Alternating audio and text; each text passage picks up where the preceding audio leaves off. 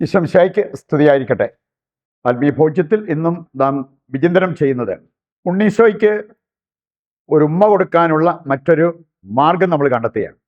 നമ്മുടെ നാവിന് കടിഞ്ഞാണിട്ട് ശ്രദ്ധാപൂർവം നമ്മൾ മുമ്പോട്ട് സംസാരിക്കും എന്നുള്ള ആ ഒരു വാക്ക് ഉണ്ണീശോയ്ക്ക് കൊടുത്താൽ ഉമ്മ കൊടുക്കുന്നതിന് തുല്യമാണ്.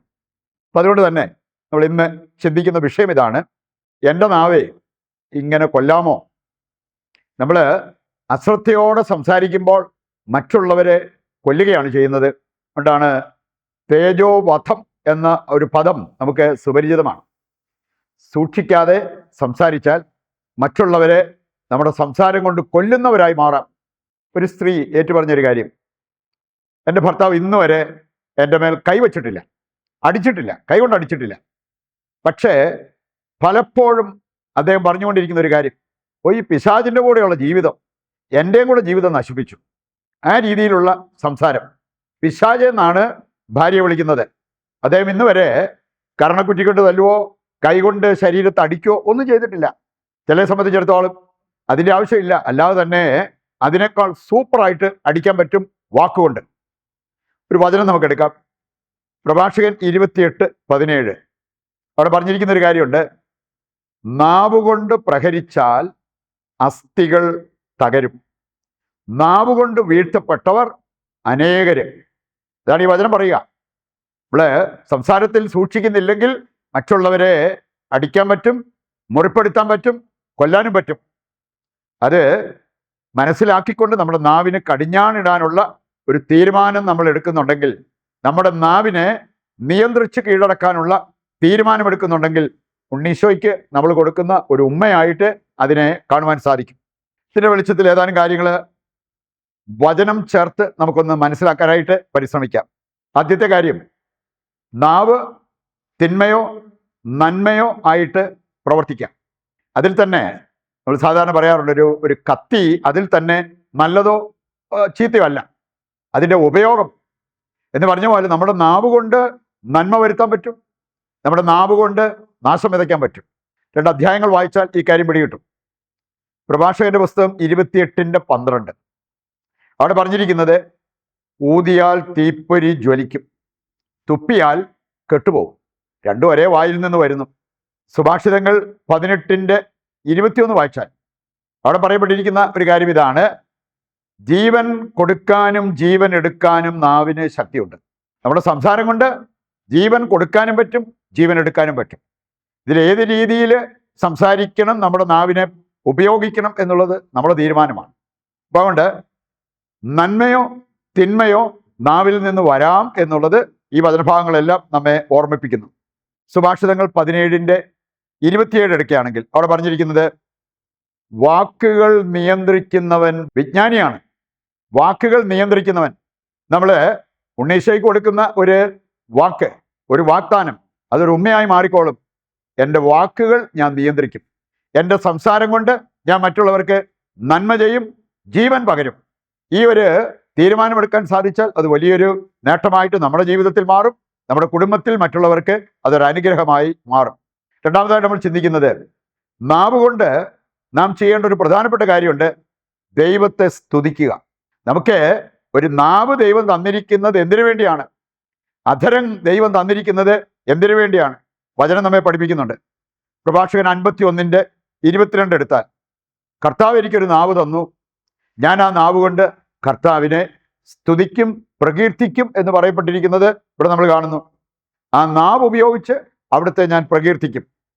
സങ്കീർത്തകൻ 137:6 വായിച്ചാൽ: ദൈവത്തെ സ്തുതിക്കാത്ത നാവാണെങ്കിൽ അത് അണ്ണാക്കിൽ ഒട്ടിപ്പോകട്ടെ. അങ്ങനെയാണ് സങ്കീർത്തകൻ പറയുന്നത്. എൻ്റെ നാവ് ദൈവത്തെ സ്തുതിക്കുന്നില്ലെങ്കിൽ അണ്ണാക്കിൽ അത് ഒട്ടിപ്പോകട്ടെ എന്ന്. എഫേസസ് 4:29 എടുത്താൽ നമുക്ക് ഇമ്പമായ സംസാരം അത് നമ്മുടെ ഭാഗത്തു നിന്ന് വരുന്നെങ്കിൽ നമ്മളെ ശ്രവിക്കുന്നവർക്ക് ആത്മീയ ചൈതന്യം പകരാൻ പറ്റും. സംസാരത്തിൽ തെറ്റുപറ്റിയാൽ ചൈതന്യമല്ല പകരുക, അവർക്ക് ഒരുപാട് നാശം വിതയ്ക്കുന്ന ആ ഒരു അവസ്ഥയിലേക്ക് നമ്മുടെ നാവിനെ നമ്മൾ കൊണ്ടെത്തിക്കുന്നു. കൊളോസസ് 4:6 വായിച്ചാലോ: നിങ്ങളുടെ സംസാരം എപ്പോഴും കരുണാമസൃണവും ഹൃദയവുമായിരിക്കട്ടെ. അങ്ങനെയാണ് ഒരു ക്രിസ്ത്യാനി, ദൈവത്തിൻ്റെ ഒരു പൈതൽ സംസാരിക്കേണ്ടത് എന്ന് ദൈവവചനം നമ്മെ ഓർമ്മിപ്പിക്കുകയാണ്. മറ്റൊരു കാര്യം, മൂന്നാമതായിട്ട് നമ്മൾ കാണുന്നത്, നാവിനെ മെരുക്കിയാൽ വൻ നേട്ടമുണ്ടാവും. Time your tongue. അത് ചെയ്തു കഴിഞ്ഞാൽ വൻ നേട്ടം നമുക്കുണ്ടാവും. യാക്കോബ് ലേഖനം 3-ാം അധ്യായം എന്ന് വായിച്ചാൽ മതി. അതിൻ്റെ കാതലായ സന്ദേശം ഇതാണ്: നമുക്ക് മൃഗങ്ങളെ, പക്ഷികളെ മെരുക്കുന്നത് പോലെ നമ്മുടെ നാവിനെ മെരുക്കാൻ പറ്റും. അത് ചെയ്താൽ വലിയ നേട്ടമുണ്ടാവും. സുഭാഷിതങ്ങൾ 15-ന്റെ 4-ാമത്തെ വചനം എടുത്താൽ, സൗമ്യമായ വാക്ക് ജീവന്റെ വൃക്ഷമാണ്. സൗമ്യമായി, ജെന്റിൽ ടോക്കിംഗ്, സൗമ്യമായി സംസാരിക്കാൻ നമ്മൾ പഠിച്ചാൽ അത് ജീവന്റെ വൃക്ഷമാണ്. പലർക്കും ജീവൻ പകരാൻ നമുക്ക് സാധിക്കും. സുഭാഷിതങ്ങൾ 16-ന്റെ 24 കൂടി എടുക്കുകയാണെങ്കിൽ, ഹൃദ്യമായ വാക്ക് തേനറ പോലെയാണ്. നമ്മുടെ നാവിനെ നിയന്ത്രിച്ച് ഇങ്ങനെയൊക്കെ നമുക്ക് സംസാരിക്കാൻ സാധിച്ചാൽ അത് വലിയൊരു നേട്ടമാണെന്ന്. അവസാനമായിട്ട് നമ്മൾ ചിന്തിക്കുന്നത്, ഏതാനും വചനങ്ങളിലൂടെ മനസ്സിലാക്കാൻ പറ്റും, നാവ് ദുഷിച്ചാൽ വൻ നാശം. അതാണ് വചനം പഠിപ്പിക്കുക. യാക്കോബ് 3-ാം അധ്യായം വായിക്കുമ്പോൾ, നാവ് തീയാണ്. അതിന് ഒരു ദേശം മുഴുവൻ നശിപ്പിക്കാൻ സാധിക്കും. ഒരു തീപ്പരി നശിപ്പിക്കും പോലെ നാവിനും വലിയ നാശം വിതയ്ക്കാൻ പറ്റും.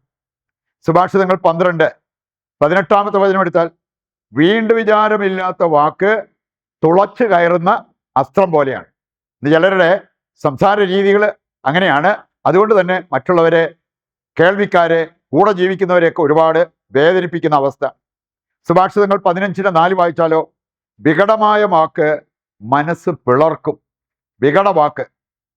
12-22 വായിച്ചാലോ, കള്ളം പറയുന്ന നാവ് കർത്താവിന് വെറുപ്പാണ്. വായെടുത്ത നുണ തന്നെ പറഞ്ഞുകൊണ്ടിരിക്കുന്ന അവസ്ഥ, അത് കർത്താവിന് വെറുപ്പാണ് എന്നാണ് പറഞ്ഞിരിക്കുന്നത്. 19-5 വായിച്ചാൽ, കള്ളം പറയുന്നവൻ രക്ഷപ്പെടുകയില്ല. ഇവിടെ നാവിനെ നിയന്ത്രിക്കാതിരുന്നാൽ ഇങ്ങനെയുള്ള കാര്യങ്ങളൊക്കെ സംഭവിക്കാം. സങ്കീർത്തനം 52:2 മുതൽ വായിച്ചാൽ, വഞ്ചക, നിന്റെ നാവ് ക്ഷൗരക്കത്തി പോലെയാണ്. നോക്കിയേ, നമ്മുടെ നാവ് കൊണ്ട് മറ്റുള്ളവരെ ഒരുപാട് മുറിപ്പെടുത്താൻ പറ്റും, വേദനിപ്പിക്കാൻ പറ്റും, തകർക്കാൻ പറ്റും എന്നുള്ളതാണ് ഈ വചനഭാഗം നമ്മെ ഓർമ്മിപ്പിക്കുക. വിനാശകരമായ വാക്കുകളാണ് നിനക്കിഷ്ടം. ഇനി അതുപോലെ സംഭവിക്കാവുന്നത്, ദൈവം നിന്നെ എന്നേക്കുമായി തകർത്ത് കളയും. അപ്പം അത് സീരിയസ് ആയിട്ടുള്ള പാപമാണ്. ശിക്ഷയും വളരെ സീരിയസ് ആണ് എന്നുള്ളത് ഇതിലൂടെ നമുക്ക് മനസ്സിലാക്കാൻ പറ്റും. സങ്കീർത്തനം 140 3-ാമത്തെ വചനം, അവർ തങ്ങളുടെ നാവ് സർപ്പത്തിൻ്റെ നാവ് പോലെ ആക്കിയിരിക്കുന്നു. സർപ്പനാവ് സ്പ്ലിറ്റാണ്. അത് കൊത്തിയാൽ 2 സൈഡിലാണ് മുറിവുണ്ടാവുക എന്ന് പറഞ്ഞ പോലെ, ഇന്ന് പരദൂഷണം പറയുമ്പോൾ നമ്മൾ അത് കേൾക്കുന്നവരും ആരെക്കുറിച്ച് പറയുന്നോ അവർക്കും മുറിവുണ്ടാകും എന്നുള്ളത് ഈ വചനഭാഗം നമ്മെ ഓർമ്മിപ്പിക്കുക. സങ്കീർത്തനം 141-ന്റെ 3-ാമത്തെ വചനം, കർത്താവേ, എൻ്റെ നാവിന് കടിഞ്ഞാണിടണമേ. ഈ ഒരു പ്രാർത്ഥനയോടെ, കർത്താവ്, ഇനി മുമ്പോട്ട് ഞാൻ എൻ്റെ നാവിന് കടിഞ്ഞാണിട്ട് എൻ്റെ സംസാരം കൊണ്ട് മറ്റുള്ളവർക്ക് നന്മ വരുത്തും എന്നുള്ള ആ ഒരു തീരുമാനം, ആ ഒരു വാഗ്ദാനം ഉണ്ണീശോയ്ക്ക് ഒരു ഉമ്മയായി കൊടുത്തുകൊണ്ട് നമുക്ക് പ്രതിഷ്ഠാ ജപത്തിൽ പങ്കുചേരാം. ദൈവത്തിൻ്റെ വചനത്താൽ നമ്മുടെ ഹൃദയങ്ങളെ നമ്മൾ നിറച്ചു. നമുക്കിനി ദിവ്യകാരുണ്യത്തിൻ്റെ ആശീർവാദത്തിനായിട്ട് ഒരുങ്ങാം. നമ്മുടെ എല്ലാ ആവശ്യങ്ങളും, നമുക്ക് ആർക്കെല്ലാം വേണ്ടി പ്രാർത്ഥിക്കാനുണ്ടോ അവരുടെ ആവശ്യങ്ങളും ദൈവകരങ്ങളിൽ ഏൽപ്പിച്ചുകൊണ്ട് താഴ്ന്ന സ്വരത്തിൽ കർത്താവിനെ സ്തുതിച്ച് ദിവ്യകാരുണ്യത്തിൻ്റെ ആശീർവാദം സ്വീകരിക്കാം. യേശുവേ നന്ദി, യേശുവേ സ്തുതി, ഹല്ലേലൂയ ഹല്ലേലൂയ, യേശുവേ ആരാധന, യേശുവേ നന്ദി.